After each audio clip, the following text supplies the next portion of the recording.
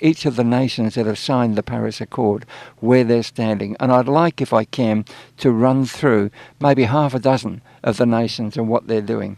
First of all, in July 2017, the French Environment Minister, Nicolas Hulot, announced a plan to ban all petrol and diesel vehicles in France by 2040. As part of the Paris Agreement, that is on track. He also stated that France would no longer use coal to produce electricity after 2022. So they've only got 3 more years of using coal to produce electricity in France. And he also said that up to $4 billion will be invested in boosting energy efficiency. And all of that was in order to reach the emission targets that France had signed up to. And they are on target for doing that. Norway will ban the sale of petrol and diesel-powered cars by 2025. The Netherlands will do exactly the same by 2030. Electric trains running on the Dutch national rail network are already entirely powered by wind energy.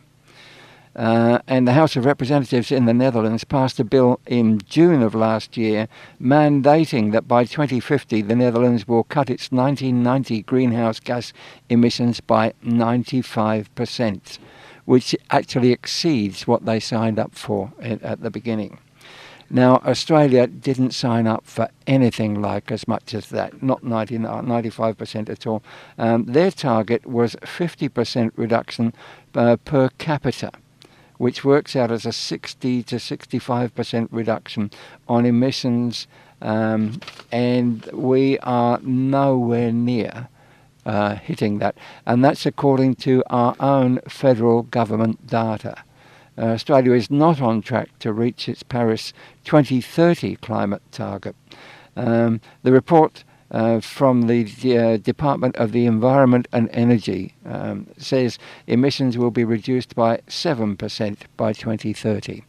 So where the Netherlands are reaching 95%, we, with our rather pathetic response, with a leaderless response, because our federal government doesn't agree with it. Tony Abbott, when he was Prime Minister, said it was bunk, I think, wasn't it? We're likely to go down by 7%.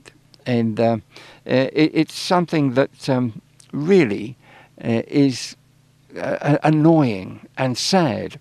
Prime Minister Tony Abbott and Malcolm Turnbull, both of them pledged to cut our emissions by 26%. We're currently tracking at 7%. So there you go. There's one of the other things that really is worth bearing in mind is that when this all started in the late 1990s, China was an emerging nation. It wasn't counted as being one of the leaders because it actually was given plenty of leeway to play with because it was seen as not having the wherewithal and the power to cut the emissions that they were making even then.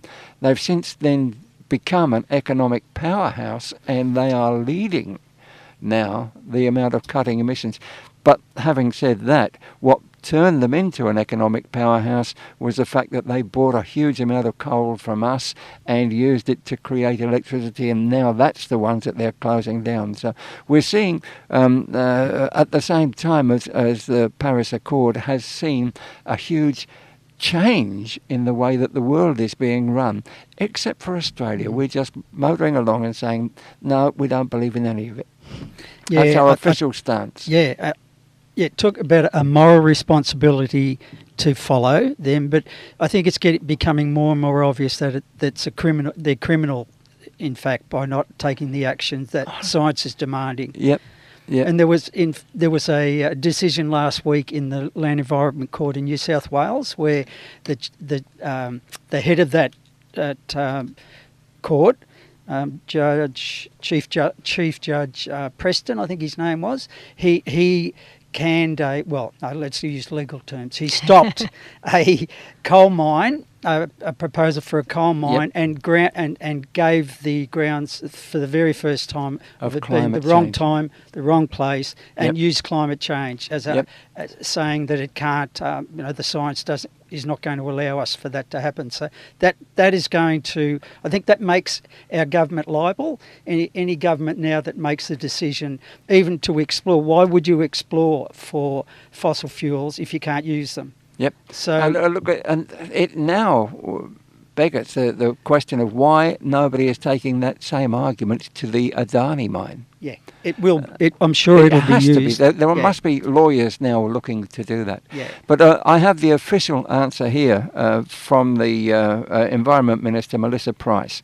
This week, said she maintained that she is very comfortable with the current situation of the federal government's response to the Paris Accord. She's comfortable, very comfortable with the 7% cut. Yeah, well, that from a that's our environment minister. Yeah, well, I think she's an ex-lawyer for a fossil fuel company. Yeah. I'm not sure about that, Yeah. but she's certainly associated with a fossil fuel company, so she's not getting that message at all. Yeah.